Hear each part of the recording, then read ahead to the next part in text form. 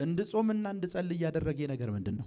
የሰማሁት ነገር ያን እግዚአብሔርን ሰው ጀነራል ላይፍ ስታይል ወይም የህይወቱን ታሪክ ወይም እግዚአብሔር በሱ ይሰራውን ወይም የዛን ሰውዬ መንፈሳዊ ጉዞ አስመልክቶ አንድ ነገር እዚህ ብነግራችሁ በዛ ሰውዬው እጅ የተደረጉት ተአምራቶችን ብነግራችሁ መለኮታዊ ካውንተሮችን ነግሬያችሁ ኔክስት ውስጣችሁ የሚፈጠረው ነገር ምንድነው?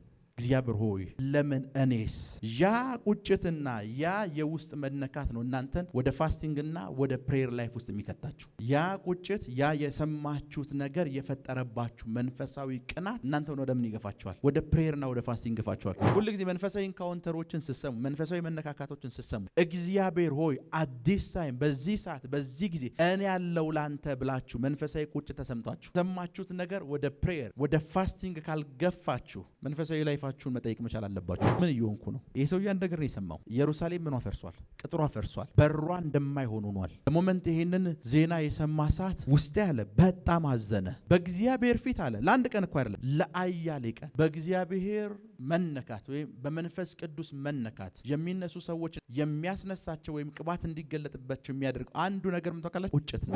ለምን እኔ አትጠቀምብኝም የሚል ቁጭት። ያ አባቶቻችንን ለክብሩ የተጠቀመ እግዚአብሔር ያ እግዚአብሔር የታለ የሚል ቁጭት ነው እናንተን ወደ ምን የሚመራችሁ? ወደ ፕሬየር እና ወደ ፋስቲንግ የሚመራችሁ። ሲከተለኝ ከኋላዬ ዛሬ ለጥቂት ደቂቃዎች ስለ ጾም ጸሎት ነው ማስተምራችሁ። ነህምያ ምዕራፍ 1 ከቁጥር 1 እስከ 4 የሃያ ልጅ ነህምያ ቃል በ20ኛው ዓመት በካሴል ወሯን በደንብ ያዟት። በምን ወር? በካሴል ወር። እሺ። እንዲህ ሆነ እኔም በሱሳ ግንብ ሳለው ከወንድሞቼ አንዱ አናንያ ከእርሱ ጋርም ሌሎች ሰዎች ከይሁዳ መጡ። ከወንድሞቼ አንዱ አናንያ ሌሎችም ሰዎች ከየት መጡ? ከይሁዳ መጡ። እሺ። እኔም የዳኑት ከምርኮም የተረፉት የአይሁድን ነገር የኢየሩሳሌምን ነገር ጠየቅኳቸው። እነርሱም በዚያ ስፍራ ያሉት ከምርኮ የተረፉት ቅሬታዎች በታላቅ መከራና ስድብ አሉ። የኢየሩሳሌምም ቅጥር ፈርሷል፣ በሮቿም በሳት ተቃጥለዋል አሉኝ። እሺ። ይህንን ቃል በሰማው ጊዜ ተቀምጬ ተቀምጬ ምን አልኩ? አለቀስኩ። እሺ። አያሌ ቀንም አዝን ነበር። በሰማይ አምላክ ፊት እጾምና እጸልይ ነበር። እቺን ቃል አስምሯት። በሰማይ አምላክ ፊት እጾምና እጸልይ ነበር። ምዕራፍ 2 ቁጥር 1 እስኪ። በንጉስም በአርጤክስስ በ20ኛው ዓመት በኒሳ ወር የወይን ጠጅ በፊቱ በነበረ ጊዜ ጠጁን አንስቼ ለንጉስ ሰጠሁት። ቀድሞ ግን በፊቱ ያለ ሐዘን እኖር ነበር። ኦኬ፣ በደንብ ስሙኝ። ሰውየው ነህምያ ሲናገር ከሰማችሁት በካሴሉ ወር አንድ ነገር ተፈጠረ አለ። ወንድሜ አናንያና ሌሎች የሱ ጓደኞች መጡና ይሁዳ እንዴት ነው? ከምርኮ የተረፈው ሕዝብ እንዴት ነው ብዬ ጠየቅኳቸው። ከዛ የነሱን ቃል ሰማው። የነሱን ቃል ከሰማው በኋላ ልቤ ምን አለ? አዘነ። በሰማይ አምላክ ፊት ምን ጀመርኩኝ? ጾምና ጸሎት ጀመርኩኝ አለ። ከዛ ምዕራፍ 2 ላይ ስትመጡ ኒሳን ወር ይላል አይደለ? በደንብ ስሙ። ከካሴሉ ከሚባለው ወር ኒሳን ወር ማለት የአይሁዶች ወር ሲቆጥሩ የመጀመሪያ ወራቸው ነው። ካሴሉ ከሚባለው ወር እስከ ኒሳን ወር ድረስ ያለው የወር ጋፕ 4 ወር ነው። ነህምያ 4 ወር ሙሉ ፋስቲንግ ላይ ነበር። ሰማችሁ? 4 ወር የማያቋርጥ ላያሌ ቀን አይደል ያለው? 4 ወር በሙሉ የማያቋርጥ ጾም ጸሎት ላይ ነበር። ነህምያ ጾም ጸሎት ውስጥ ያስገባህ ነገር ምንድነው ካላችሁ አንድ ነገር ነው። እነ አናንያ ያወሩትን ሰምቶ ምን ማለት መሰላችሁ? ለጾም ጸሎት የሚገፋችሁ ነገር ምንድነው ከተባለ የምትሰሙት ነገር ነው። ምን ማለት መሰላችሁ? አሁን በዚህ ሰዓት ስለሆነ የአንድ የእግዚአብሔር ጄኔራል ላይፍ ስታይል ወይም በሱ ላይፍ ላይ ስለተፈጠሩ ተአምራቶች አውርቻችሁ ያንን ነገር ሰምታችሁ ከሰማችሁ በኋላ ውስጣችሁ አዝኖ ወደ ጾም ጸሎት ካልተገፋችሁ መንፈሳዊ ሰው አይደላችሁ። ውስጣችሁ አዝኖ ማለት ይሄ ሰውዬ ላይ የተደረገው ተአምራት የፈሰሰው ቅባት ያደረገው ነገር ብዬ አውርቻችሁ ውስጣችሁ በጣም አዝኖ ማለት እኔስ የሚል የሐዘን ቁጭት ተፈጥሮባችሁ ውስጣችሁ ወደ ፋስቲንግ እና ፕሬየር ካልተገፋ ችግር አለባችሁ ማለት ነው። ሰውየው አንድ ሪፖርት ነው የሰማው። በይሁዳ ስላሉት ሰማ። ወንድሞቼ እንዴት ናቸው፣ በምን አይነት ሁኔታ ውስጥ ናቸው የሚለውን ከሰማ በኋላ ወዲያው እነሱን ሰምቼ ስጨርስ አለ ውስጥ ያዘነ። ከዛስ በእግዚአብሔር ፊት ለአያሌ ቀናት ምን ነበር? እጾምና እጸልይ ነበር። እንድጾምና እንድጸልይ ያደረገ ነገር ምንድነው? የሰማሁት ነገር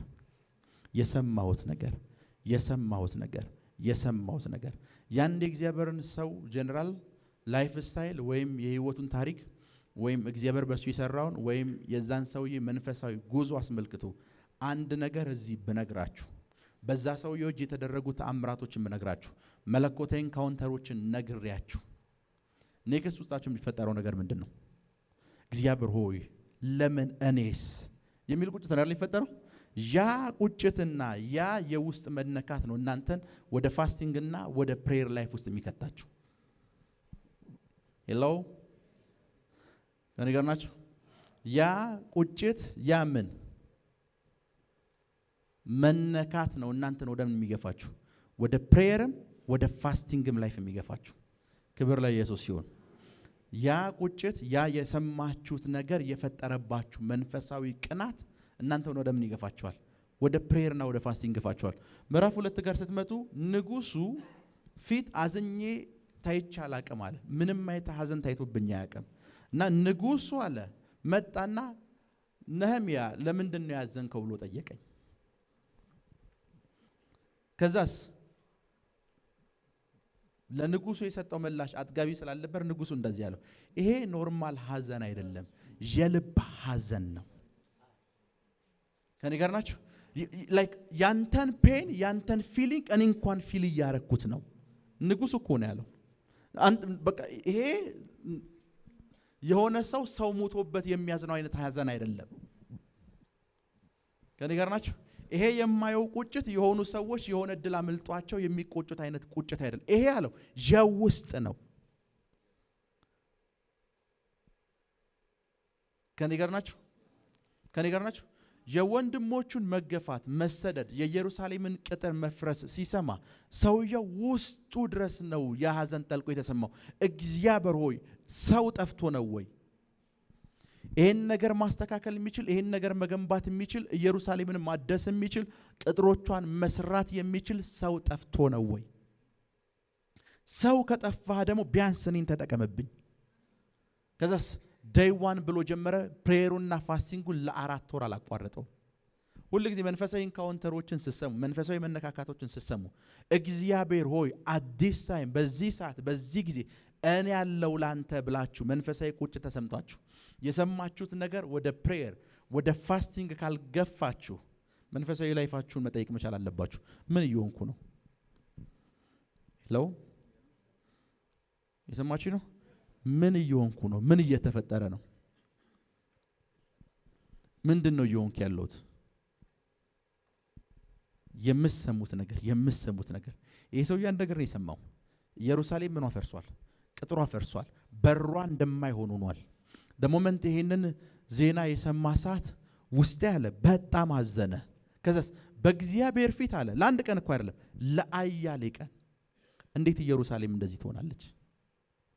እንዴት ኢየሩሳሌም ያለ በር ትቀራለች? እንዴት ኢየሩሳሌም ቅጥሯ ይፈርሳል? እንዴት ኢየሩሳሌምን የሚጠብቅ አንድ ሰው እንዴት ይታጣል? ኃይለኛ የሆነ ሐዘን። ከኔ ጋር ናችሁ? ኃይለኛ የሆነ ሐዘን በእግዚአብሔር መነካት ወይም በመንፈስ ቅዱስ መነካት የሚነሱ ሰዎችን አይታችሁ ከሆነ ማለት ነው የሚያስነሳቸው ወይም ቅባት እንዲገለጥባቸው የሚያደርግ አንዱ ነገር ምን ታውቃላችሁ? ቁጭት ነው። ለምን እኔ አትጠቀምብኝም የሚል ቁጭት። አብዛኞቹ የእግዚአብሔር ሰዎችን ታሪክ ሲሰሙ ሁሉም ጋር የምታገኙ ተመሳሳይ ነገር አንድ ቁጭት። ዋይ እኔ እያለሁ ለምን አትጠቀምብኝም? ለምን ክብርህን አትገልጥም? ለምን እንደ አባቶቻችን ዘመን ያ ስንዴ እየወቃ የነበረው ሰውዬ ማን ነው? መጽሐፍ ቅዱስ ውስጥ መልአኩም እንዳለ ታውቃላችሁ? እንደኛ እኮ ተረት ተረት ሰምተናል አባቶቻችን እኮ ነግረውናል አለው። እኛ አሁን ተረት ሆኖብናል ያ እግዚአብሔር የታለ አለው። እኔ ተደበቅኩት እኮ እዚህ ስንዴ እየወቅ ያለሁት ያ እግዚአብሔር ለኔም ጭምር ተደብቆብኝ ነው። ያ እግዚአብሔር የታለ አለው። ሰውየው ስንዴ እየወቃ ጥያቄው ያ ባህር የከፈለው እግዚአብሔር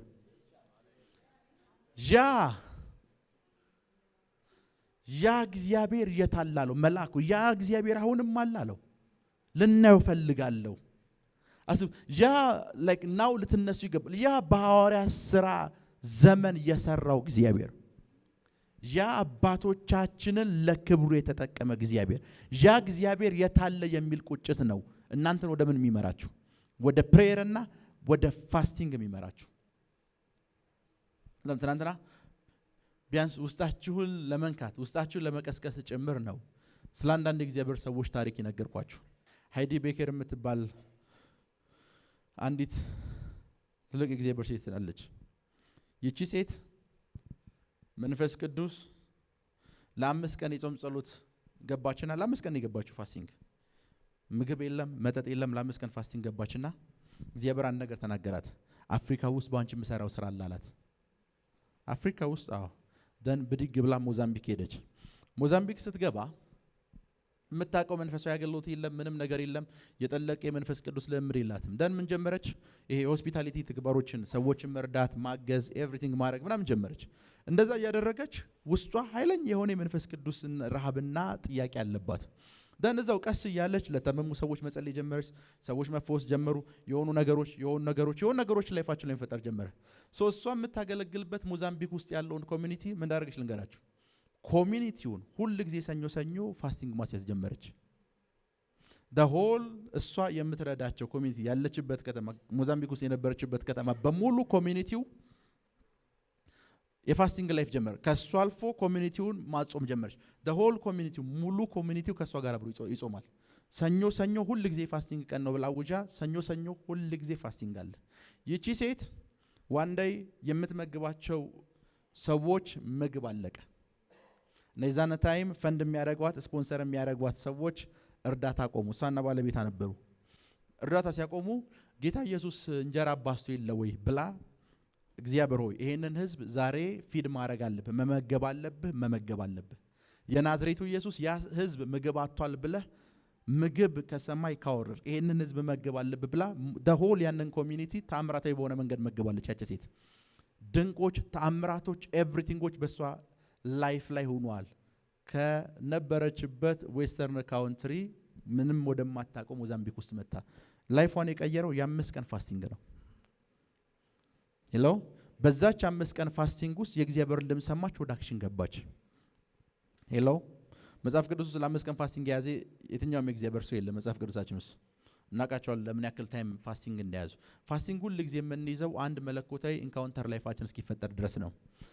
ነገር ግን የምትሰሙት እያንዳንዱ ስቶሪ የምትሰሙት እያንዳንዱ ነገር እናንተ ውስጥ ረሃብ ካልፈጠረ መንፈሳዊ ረሃብ ካልፈጠረ ያ መንፈሳዊ ረሃብና ቁጭት ደግሞ እናንተን ወደ ጾም ጸሎት ካልገፋችሁ ቸርች መቀመጣችሁ ጥቅም የለውም። ቸርች መቀመጣችሁ ኤቭሪ ሰንዴይ መምጣታችሁ ኤቭሪ ፕሮግራም መካፈላችሁ ነቲንግ ምንም ጥቅም የለውም። ቀደም እያሳየኋቸው ነበር። ሊትል ዴቪድ የሚባል አንድ አገልጋይ የ9 ዓመት ልጅ ነው። የ9 ዓመት ልጅ ነው። አይ ቲንክ በ1934 ዓመተ ምህረት ነው የተወለደው እና የ3 ዓመት ልጅ ሆኖ የመጽሐፍ ቅዱስ ጥቅሶችን ለመሸምደድ ይሞክራል። የ3 ዓመት ልጅ ሆኖ የመጽሐፍ ቅዱስ ጥቅሶችን ለመሸምደድ ይሞክራል። ከዛስ የዛው የ3 ዓመት ልጅ ሆኖ ሙሉ የመጽሐፍ ቅዱስ ምዕራፍ በቃሉ መናገር በቃሉ ማድረግ ጀመረና ልክ 4 ዓመት ሲሞላው ለአባቱና ለእናቱ አንድ ነገር ነገራቸው። ሰማይ ከኢየሱስ ጋር ለ5 ሰዓት ነበርኩ አላቸው። አባቱ አላመነውም፣ እናቱም አላመኑትም። አንድ ሰው ስልክን ሊያቀብልኝ ይችላል። እናቱም አላመኑትም፣ አባቱም አላመኑትም። ሰማይ ለስንት ሰዓት? ለ5 ሰዓት። የ4 ዓመት ልጅ። ከዛስ አባቱም አላመነም፣ እናቱ ግራ ቢገባት በታይሙ ይታወቅ የነበረ አንድ ትልቅ የእግዚአብሔርን ሰው ቤቷ ተጠራውና ስለዚህ ልጅ ታወራለች። ሰማት ልጅውን አንዳንድ ነገር ጋይድ አደረገው። አይ ቲንክ በ7 በ8 ዓመቱ አገልግሎት ጀመረ። በ9 ዓመቱ ሰዎች ክራንች መጣል ጀመሩ፣ በሽተኞች መፈወስ ጀመሩ። በ9 ዓመቱ እና ስሙ ለራሱ ሊትል ዴቪድ ነው የሚሉት። እና አንድ ቀን በጣም ጥልቅ የሆነ የፕሬየር እና የፋስቲንግ ላይፍ ያለው ሰው ነው። እንደዚህ አይነት መንፈሳዊ ልምዶችና ጉዞዎችን የጀመረው የ3 ዓመት ህፃን ልጅ እያለ ነው። እና አንድ ቀን የ11 እና የ12 ዓመት ልጅ ሆኖ ፕሪች እያደረገ እያለ ፎቶ አነሱት። ፎቶ ይታያቸዋል? ፎቶ ይታያቸዋል? ከመሬት ከፍ ብሏል አይደል? ይታያቸዋል ፎቶ በደምብ? የ11 ዓመት ልጅ ሆኖ ይሄ አንድ ቀን ድንገት ፎቶ ሹት ሲያደርጉት አግኝተውት ነው። የዴይሊ የላይፉ ልምምድ ነው። ግራቪቲ ይዞ ከምድር ከፍ ብሎ ነው የሚሰብከው። ከምድር ከፍ ብሎ እየሰበከ እንዳለ እንኳን እሱ ያውቃል። ኤቭሪ ታይም ታላላቆቹ እሱን ያስተምሩታል ተብሎ የሚታሰቡ ሰዎች የእሱ ተማሪዎች ናቸው። ይሄ ልጅ የሚታወቅ ነገር ባንድ እንትን ነው። ከ4 ዓመቱና ከ3 ዓመቱ ጀምሮ ዲፕ የሆነ የፕሬየር እና የፋስቲንግ ላይፍ አለው። አማርኛ ወይም ኦኬ እሱ እንግሊዝ ቋንቋ ተናጋሪ ነው። የእንግሊዘኛን ቋንቋ ፍሉንት በሆነ መንገድ ወይም ሜሴጆችን ሴንቴንሶችን በደንብ ኮንስትራክት አድርጎ ገንብቶ መናገር የማይችል ህፃን ልጅ በ4 ዓመቱ ለ5 ሰዓታት ኢየሱስን አየሁት አላቸው። በ3 ዓመቱ ነው የመጽሐፍ ቅዱስ ጥቅሶችን መሸምደር የጀመረው። የ3 ዓመት ህፃን ልጅ ያለ ሁሉ ጊዜ የምሰሙት መንፈሳዊ ነገር፣ የምሰሙት መንፈሳዊ ሪፖርት፣ የምሰሙት መንፈሳዊ ምስክርነት እናንተን ወደ ፕሬየርና ወደ ፋስቲንግ ካልገፋችሁ በህይወታችሁ ውስጥ ምንም አይነት መንፈሳዊ እንቅስቃሴና ተሐድሶ ሊመጣ አይችልም።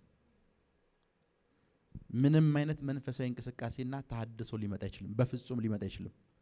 ሰውሳለሁ 11 ክፍል ነው 12 ክፍል እያለን ቦንኬ ኢትዮጵያ ውስጥ ሊሰብክ መጣ። ብዙ የሱን ታሪኮች ሰምቻለሁ። 35 ሚሊዮን ህዝብ ናይጄሪያ ውስጥ ወደ ጌታ መጥቷል። ናይጄሪያ ውስጥ ብቻ 35 ሚሊዮን 35 አይደለም ያልኳችሁ 35 አይደለም 35 ሺህ አይደለም ያልኳችሁ 35 ሚሊዮን ህዝብ ወደ ጌታ መጥቷል ናይጄሪያ ውስጥ። እና ቦንኬን ይመጣል ተባለ። ሄርን ፕሮግራም እዚህ ገርጂ ነበረ ፕሮግራሙ። ሜዳው ላይ ሄድኩ። ከፊት የነበሩ ስፍራዎች በሙሉ ተይዟል። ልክ አንድ ከፍታ ስፍራ ወደ ኋላ ያለ ከፍታ ስፍራ ላይ ቆሜ ማየት ጀመርኩ። እያየሁት በታይሙ እኔ አፍሪካ ውስጥ መጥቼ ያየሁት ነገር ድህነት ምን ያክል ከሰይጣን በላይ ክፉ እንደሆነ አፍሪካ ውስጥ ነው ያየሁት። ምናምን ያለ ምስክርነት ያወል እሱን እያየሁት እኔም ባይመጣል የሚያስለቅሰኝ ነገር አንድ ነው። 35 ሚሊዮን ህዝብ ወደ ጌታ ያመጣ ሰው ነው። ጳውሎስ አላመጣም፣ ጴጥሮስ አላመጣም። ከዛስ በዛ ላይክ ውስጤ እያለቀሰ ነው። በጣም ከባድ የሆነ መቃጠል ውስጥ ያለ ሰውየውን እያየሁት አስታውሳለሁ። አንድ ሰው ቦንጌኮ ምስክርነት የተናገረ ነው። አንድ ሰው ዊልቸር ላይ ተቀምጧል። ተነሳ፣ ቼክ አደረገ፣ እግሩን እያየ ነው አላለ፣ እንደዚህ ያለ ሮጠ። ተከተሉት ተባለ። ሰውየው ደንግጦ አስፋልቱን ተሻግሯል። ቦንኬ ለፈውስ መጸለይ አልጀመረም። ስለ ድህነትና ስለ ሰይጣን አስከፊነት የተናገረ ነው።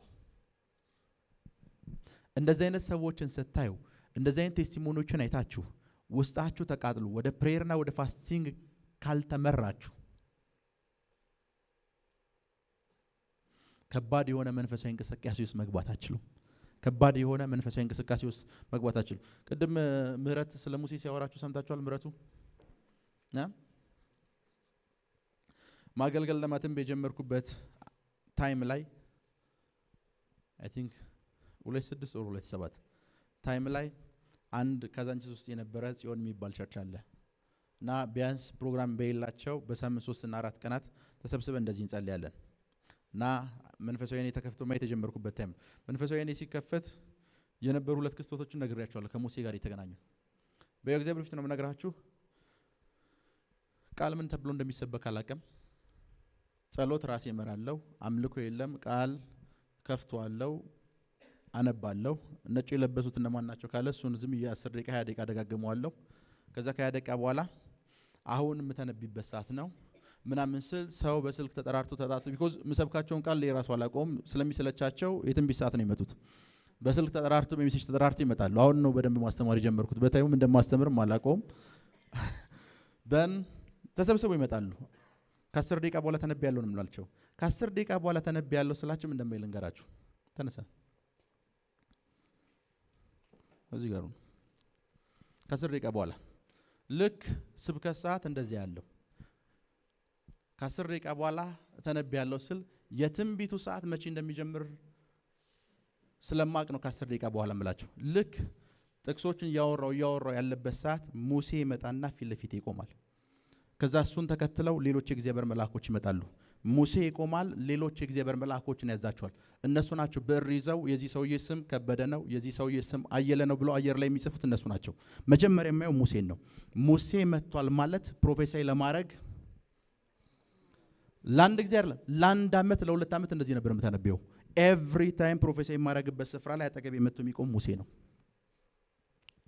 እንደዚህ አይነት መንፈሳዊ ካውንተሮችን ስትሰሙ ራብ ተፈጥሮባችሁ ጾም ጸሎት የሚባል ነገር ውስጥ መግባት ካልቻላችሁ በላይፋችሁ ላይ ምንም አይነት መንፈሳዊ እንቅስቃሴ ይፈጠራል ባችሁ እንዳታስቡ። እና ኤቭሪ ታይም እነግራችኋለሁ። አሁን ከ10 ደቂቃ በኋላ ተነብያለሁ እላችኋለሁ። ከ10 ደቂቃ በኋላ ተነብያለሁ ስላቸው ልክ የትንቢቱ ዓለም የሚከፈተው እያስተማርኩ እያወራኋቸው እያለ ሙሴ መጥቶ አጠገብ ይቆማል። ሙሴ መጥቷል ማለት አፍተር ዛት መላእክቶች ይመጣሉ። ቀደም ሲያወራ ሰምታችሁት ከሆነ ሙሴን ጨበጥኩታል አይደል? ከዛ ምንድነው ያላችሁ? ሙሴን ከጨበጥኩት በኋላ ዓለም ነው ወደ ውስጥ ገባው አይደል? ሰው መስሎ የነበር ወደ ውስጥ ገባው አይደል? ወደ ውስጥ ከገባ በኋላ ኔክስት የነገራችሁ ምንድነው? ፕሮፌት ሚራክል መልአኮቹን ይሄን የመንፈሳዊ ልጅ ነው ተዋውቁት አላቸው። አፍተር ሙሴ ነው፣ ከሙሴ በፊት አይደለም። ልክ ሙሴ ሲመጣ እነዛን ኤንጅሎች ከጥቂት ደቂቃ በኋላ እንደሚመጡ ስለማቅ ቶሎ በሉ አሁን በ10 ደቂቃ ውስጥ ፕሮፌሲ ጀምራለሁ እላችኋለሁ። ደን ከበደ አየለ እንትና ማን ነው እንደዚህ ኤቭሪ ታይም ፎሎ ማድረገው ልክ ሙሴ ነው ያለው። ኤንጅሎቹ የሚጽፉትን ጽሁፍ ያለው ኤቭሪ ታይም እጃቸው ላይ ላይክ ምድር ላይ እንደዚህ አይነት ብር አይቻላቅም ሲጽፉ ታያቸዋለሁ። ይሄን ያለው ብያወራቸዋለሁ። ክብር ለኢየሱስ ይሁን። እንደዚህ አይነት መለኮታዊ ካውንተሮችን ስትሰሙ ኖርማል ከሆናችሁ ችግር አለባችሁ። ብዙ ጊዜ መንፈሳዊ ካውንተሮችን አውርቻችሁ አላውቅም። ጥቂት ነገሮችን ነው የማወራችሁ።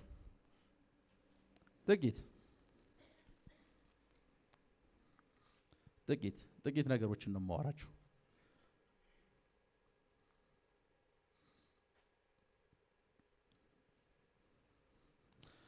ከባድ መንፈሳዊ ረሃብ በውስጣችሁ እንዲፈጠር ጸልያለሁ። እጅግ ከባድ የሆነ መንፈሳዊ ረሃብ፣ እጅግ ከባድ የሆነ መንፈሳዊ ረሃብ በውስጣችሁ እንዲፈጠር ጸልያለሁ። በውስጣችሁ እንዲፈጠር ጸልያለሁ። በውስጣችሁ እንዲፈጠርና እንዲፈጠር ጸልያለሁ። በውስጣችሁ እንዲፈጠርና እንዲፈጠር ጸልያለሁ። በውስጣችሁ እንዲፈጠርና እንዲፈጠር ጸልያለሁ። እንዲፈጠርና እንዲፈጠር ጸልያለሁ። ስለተከታተላችሁን እናመሰግናለን። የሄቨን ቲቪ የ24 አገልግሎት በቤታችሁ ሆናችሁ መከታተል ለምትፈልጉ ቀጥሎ ያለውን የኢትዮሳት ፍሪኩዌንሲ ተጠቀሙ። ፍሪኩዌንሲ 11605 ፖላራይዜሽን ሆሪዞንታል ሲምቦል ሬት 45000። በተጨማሪም በየጊዜው የምንለቃቸውን ቪዲዮዎችና የተለያዩ መረጃዎችን ለመከታተል ፕሮፌት ሚራክል ተካ የሚለውን የፌስቡክ ገጻችንን ላይክ እና ፎሎ ያድርጉ። እንዲሁም ፕሮፌት ሚራክል ተካ የሚለውን የዩቲዩብ ቻናላችንን ሰብስክራይብ ያድርጉ። የምንለቃቸውን አዳዲስ መንፈሳዊ ቪዲዮዎች በሰዓቱ ቀድሞ እንዲደርሱት ደግሞ የደወል ምልክቱን ይጫኑ።